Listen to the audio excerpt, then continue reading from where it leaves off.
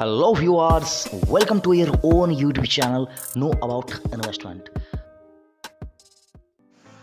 तो सर जो ये गिरावट 14 फरवरी 2022 को हुआ है, चल रहा है गिरावट जो ये सिलसिला, और आज की डेट आप देख पाएंगे सेक्टर वाइज, यानी कि सर बैंकिंग सेक्टर को उठा लीजिए, मेटल सेक्टर को उठा लीजिए, एफएमसीजी सेक्टर को उठा लीजिए, ये सारे स्टॉक्स के अंदर मानो लाल निशान और मंदी किसमें ज़्यादा होती है, कौन ज़्यादा गिर पाता है, इसके ऊपर एक कंपटीशन लग चुकी है, मानो कंपटीशन लग चुका है। और सर यहाँ पर अगर आप देखेंगे आज की डेट में जो इंश्योरेंस कंपनीज के स्टॉक्स है उनके ऊपर भी बहुत ही ज़्यादा गिरावट देखने को मिल रही है। साथ ही साथ अगर आप देखेंगे यहाँ पर जो कुछ एक एविएशन से जुड़े हुए स्टॉक्स हैं उनके अंदर भी गिरावट है, और हम सबके चहीदे एक स्टॉक अगर आप देखेंगे आईटीसी के अंदर भी गिरावट है। लेकिन मैं आपको बताना चाहूँगा सर, इसके अंदर जो कुछ डिविडेंड का एडजस्टमेंट है उसका आज एक्स डेट भी है, तो वो भी आज यहाँ पर सेटल होता हुआ आपको दिखेगा। साथ ही साथ अगर आप देखेंगे कुछ एक स्टॉक एनबीसीसी, टाटा कॉफी, उसके साथ अगर आप देखेंगे ट्राइडेंट के स्टॉक के अंदर भी 5% के आसपास की लोअर सर्किट है यहाँ पर। और देखेंगे सर रिलायंस भी आज 1% के आसपास गिरता हुआ आपको नजर आएगा।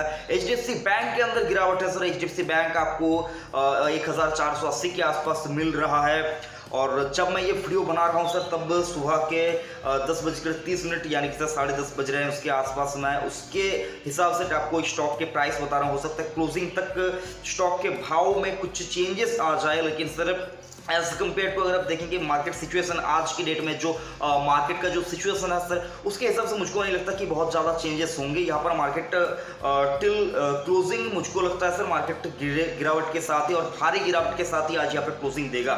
लेकिन सर हमारा ये वीडियो बनाने का जो मकसद है, आप जो ये वीडियो देख रहे हैं, मैं वीडियो बना रहा हूँ, इसका जो मकसद है, तो मार्केट की आज तबीयत खराब है, आज मार्केट की जो तबीयत है सर वो खराब है।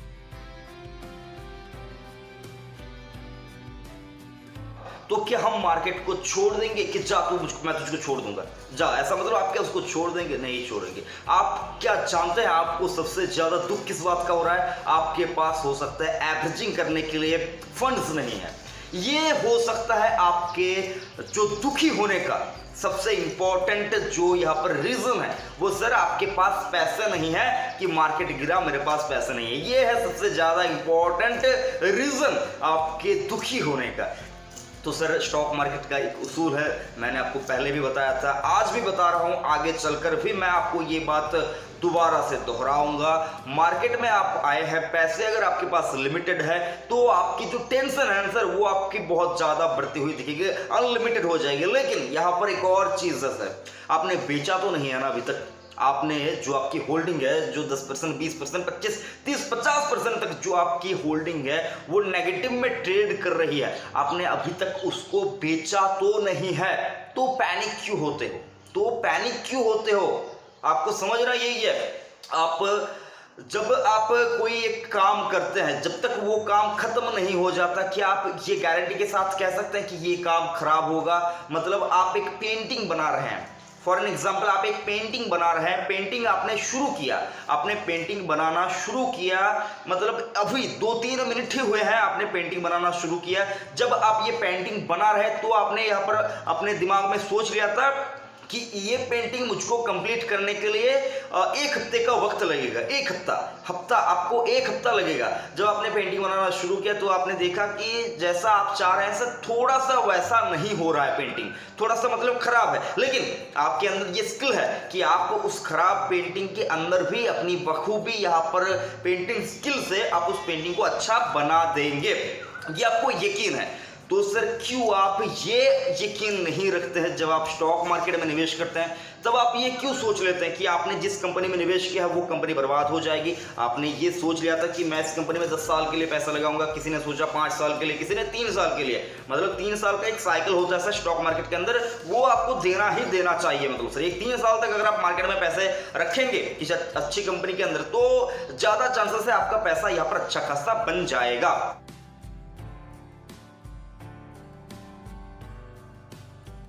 चांसेस है sir. Stock market subject to market discover है, यहाँ पर कुछ भी कभी भी हो सकता है, कोई भी यहाँ पर गारंटी रिटर्न का आपको उम्मीद नहीं रखना चाहिए। लेकिन सर जो हो रहा है पिछले हिस्ट्री को उठाकर अगर आप देखेंगे तो यहाँ पर 3 साल के अंदर पैसा बनता है।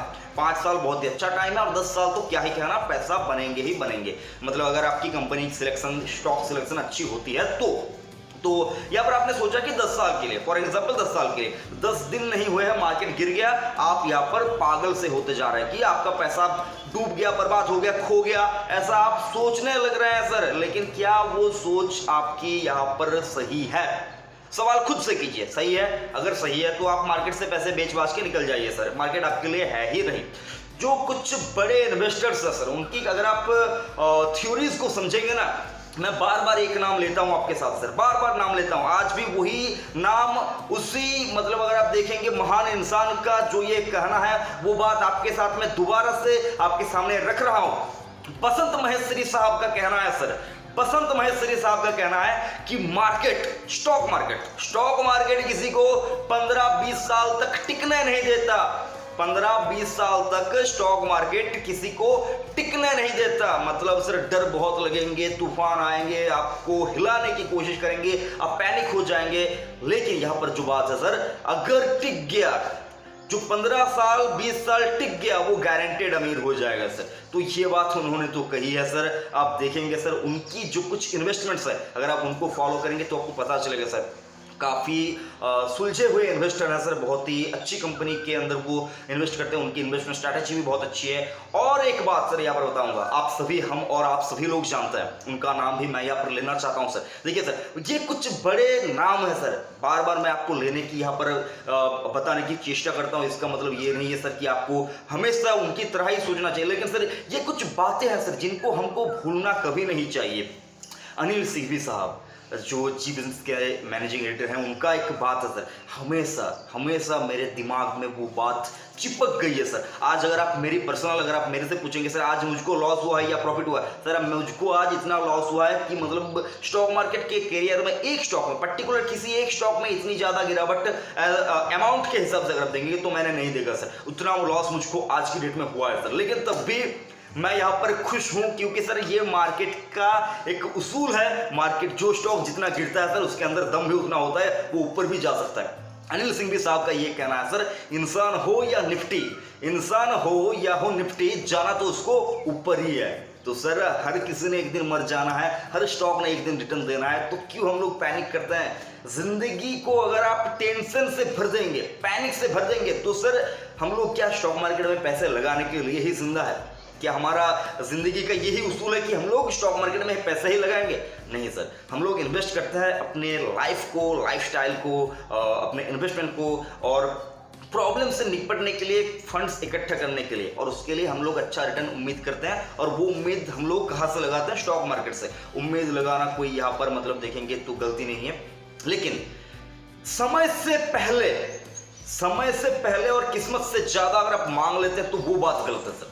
ये बात आपको हमेशा यहाँ पर अपने ध्यान में रखना होगा कि सर आप रिटर्न एक्सेप्ट करें, जो एक्सपेक्टेशन आपकी है सर वो ठीक है, लेकिन वो अगर ये सोचते हैं कि आज मैंने पैसे लगाए, कल मुझको मिल जाएंगे, एक साल में मुझको लाइफस्टाइल चेंज हो जाएगा सर, ऐसा नहीं होगा।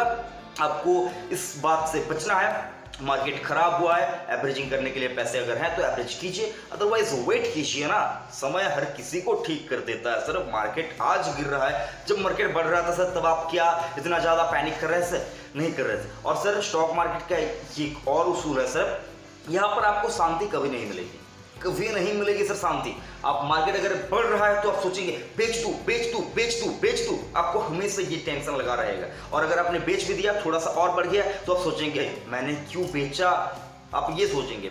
गिर रहा है, सोचेंगे खरीद लूं, खरीदने के लिए पैसे अगर होंगे तो खरीद लेंगे, नहीं खरीद पाएंगे तो, और बढ़ जाएगा तो सोचेंगे मैंने क्यों नहीं खरीदा।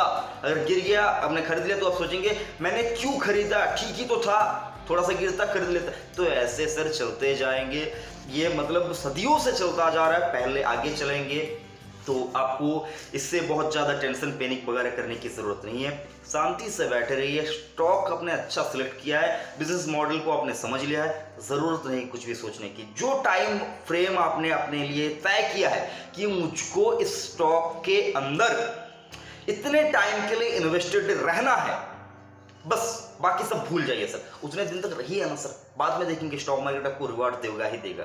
और आज की डेट में जो कुछ स्टॉक्स गिर रहे हैं, न्यू एज स्टॉक्स के बारे में आपको बताना चाहूंगा। पेटीएम, जोमेटो, ये कुछ स्टॉक जो है सर वो गिर रहे हैं सर, भारी मात्रा में गिर रहे हैं। तो क्या ये टाइम उन स्टॉक के लिए खराब आने वाला आगे चलकर? तो सर मैं देखिए आपको बताना चाहूंगा, दोनों ही स्टॉक मेरे निजी पोर्टफोलियो के अंदर है। एक में तो मुझको आईपीओ में अलॉटमेंट भी मिला था सर, जोमेटो के अंदर मुझको आईपीओ में अलॉटमेंट भी मिला था। तो आज की डेट में देखेंगे सर, अगर आप इस दोनों में से कोई भी स्टॉक में निवेश करते तो अपने वित्त सलाहकार की राय जरूर से लीजिए सर। मैं बोल रहा हूँ, इसका मतलब नहीं है कि आपको इसी कंपनी में निवेश करना है।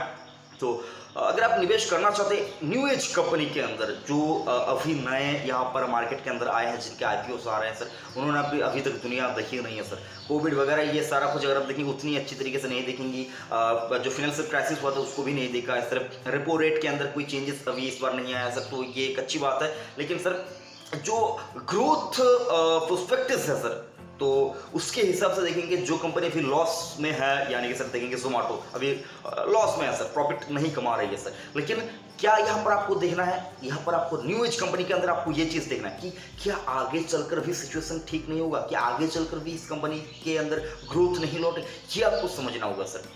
कभी कभी आपको फंडामेंटल देखना होता है, कभी कभी आपको थोड़ा सा ऊपर यानी कि सर फ्यूचरिस्टिक आपको थोड़ा सा होना पड़ता है। तो न्यू एज कंपनीज के साथ आपको फ्यूचरिस्टिक वे के अंदर रहकर ही आपको रिसर्च करना होगा सर। ये मतलब मुझको लगता है सर, बाकी मैं पूरी तरह से गलत हो सकता हूँ।